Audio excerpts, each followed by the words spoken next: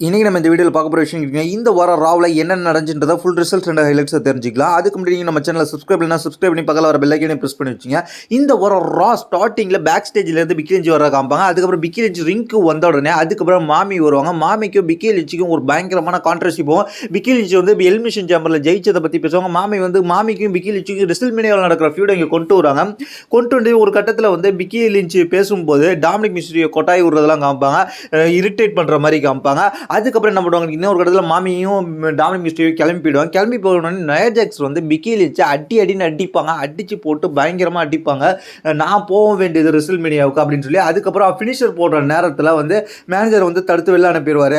அதுக்கப்புறம் பேக் ஸ்டேஜில் என்ன கேட்பாங்கன்னு கேட்டிங்கன்னா, எதுக்கு பிக்கி லிஞ்சை அட்டாக் பண்ணீங்க, இன்றைக்கி நயா ஜாக்ஸுக்கு ஒரு மேட்ச் இருக்குது லிவ் மோர்கனோட, அந்த மேட்சை பற்றி கேட்பாங்க. நீங்கள் என்ன செய்ய போகிறீங்கன்றதை கேட்பாங்க.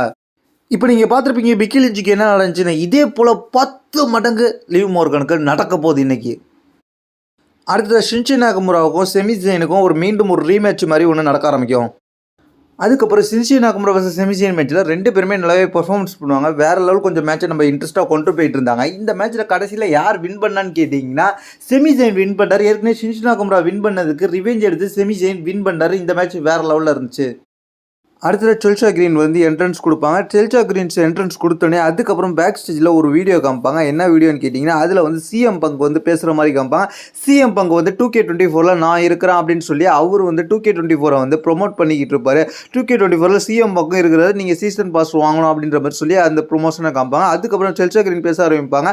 நான் வந்து எலிமினேஷன் சேம்பரில் உள்ளே போக வேண்டியது, எனக்கு வந்து கிடைக்க வேண்டிய வாய்ப்பு ரிக்கி ராண்டிகள் வந்து தட்டி பறிச்சுட்டாங்க, இது வந்து நியாயமானது கிடையாது, மோசமானதுன்னு சொல்லி பேசிக்கிட்டு இருப்பாங்க. அதுக்கப்புறம் ரிக்கி ராண்டிகள் வருவாங்க. ரிக்கி ராண்டிகள் வர்சஸ் டெல்ஷா கிரீன் அந்த இடத்துல மேட்ச் நடக்கும். இந்த மேட்ச்சில் வந்து டெல்ஷா கிரீனை குயிக்காகவே பீட் பண்ணிட்டு போயிடுவாங்க ரிக்கி ராண்டிகள்.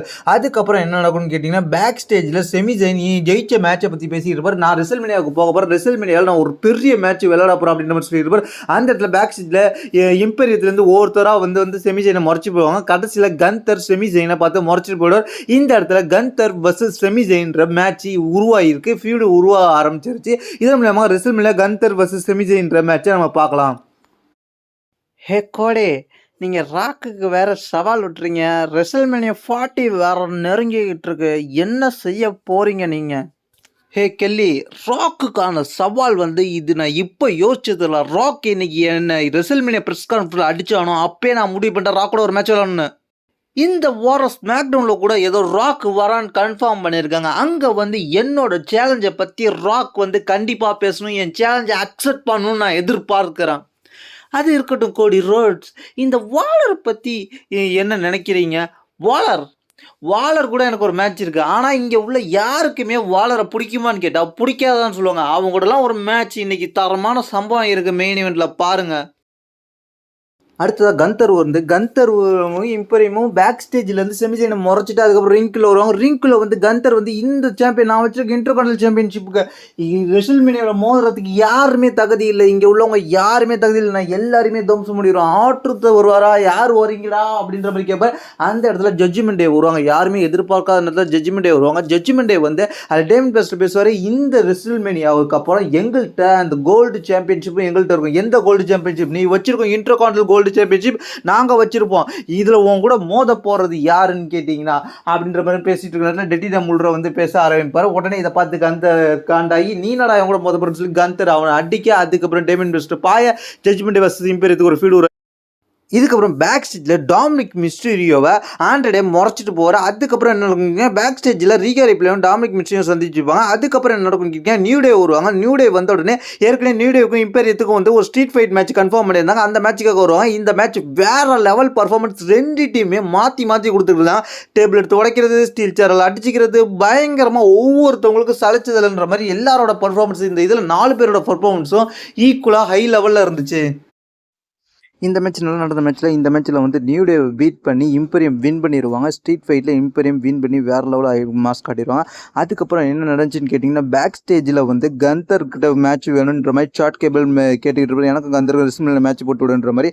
அதுக்கப்புறம் ஒரு டாக்டி மேட்ச் நடக்கும். இந்த டாக்டி மேட்ச்சில் என்ன நடந்துச்சுன்னு கேட்டிங்கன்னா, சைனா பிளஸ் அண்ட் சோயா ஸ்டாக் வின் பண்ணிட்டு போயிடுவாங்க.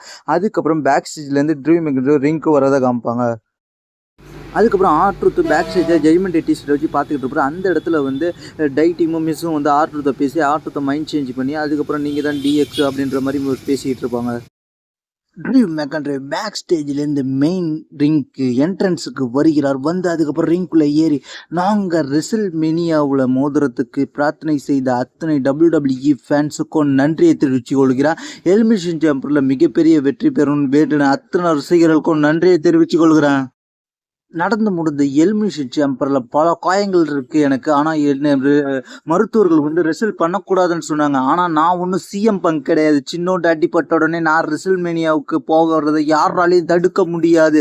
நான் சிஎம் பங்கை போல் ஓடி ஒளியிற ஆள் கிடையாது. நான் கண்டிப்பாக ரெசில்மேனியா போவேன். ரெசில்மேனியாவில் செத்ரோலின்ஸை எதிர்த்து விளையாண்டு சாம்பியன் ஆவான். அதுக்கு செத்ரோலின்ஸ் இங்கே இருந்தால் நல்லாயிருக்கும். செத்ரோலின்ஸை நான் வரவேற்கிறேன். இங்கே ரிங்க்கு ஒரு முறை நான் அழைப்பு விடுறேன்.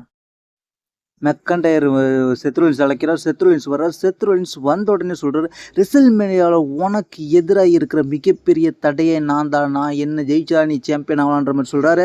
மெக்கன்டையர் என்ன சொல்கிறாருன்னு கேட்டிங்கன்னா, நீ வந்து ஸ்மாக் டவுனில் பிளட் லைன் கூட நடக்கிற ஃபியூடில் நீ கலந்துக்க வேண்டாம். பிளட் லைனில் கோடிக்கு சப்போர்ட் பண்ணி பிளட் லைனுக்கு எதிராக நீ போக வேண்டாம். ஏன்னா ரெசில்மேனியாவில் நம்மளோட மேட்ச்சில் பிளட் லைன் நீ உள்ற வர்றதுக்கு வாய்ப்பு இருக்குது. அது என்னோட சாம்பியன் ஆகும் கனவை தடுக்கிறதுக்கு வாய்ப்பு இருக்குது. மெக்கன்டையர், நீ எல்லாம் சொல்கிறது சரிதான். நீ சொல்கிறது சரியாக தான் இருக்கு, நான் யோசிக்கிறேன்.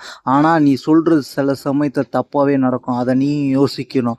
இதெல்லாம் ஒரு புறம் இருக்கட்டும். உனக்கு எனக்கும் சாம்பியன் மேட்சஸ்ன்றதை தாண்டி பிளட் லைன் அகற்றுறது தான், பிளட் லைனை வெளியேற்றுறது தான், தோக்கடித்து அனுப்புறது தான் என்னோட முக்கிய குறிக்கோளாக இருக்கும். பிளட் லைன் நம்ம மேட்ச்சில் தலையிடுறாங்களோ தலையிடலையோ, ஆனால் வந்து பிளட் லைனை நான் இந்த ரெசில்மேனியாவில் தோக்கடிக்கிறதுக்கு நான் என்னால் முடிஞ்ச முயற்சி செய்வேன். உன்னோட மேட்ச்சு என்னோட மேட்ச்சுன்றதெல்லாம் நம்ம அடுத்த பட்சம் பார்த்துக்கலாம். ஆனால் இந்த ரெசில்மேனியாவில் பிளட் லைன் தான் வெளியேற போகுது. உன்னை போல் சுயநலவாதி நான் ஒன்றும் கிடையாது.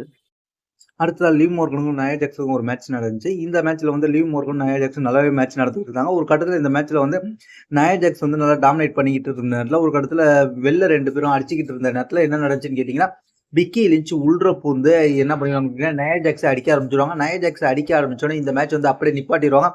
இதன் மூலயமாக பிக்கி லின்ச் மேலே ரொம்பவே காண்டாயிடுவாங்க லீவ் மோர்கன்.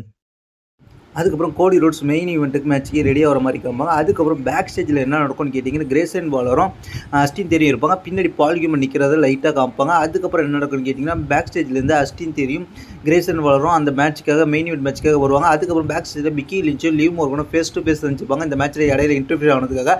அதுக்கப்புறம் ட்ரீம் மேக்கரையும் ஜேஎஸும் முறைச்சிப்பாங்க. அடுத்த வாரம் அவங்களுக்குள்ள ஒரு மேட்சஸ் கன்ஃபார்ம் பண்ணிடுவாங்க.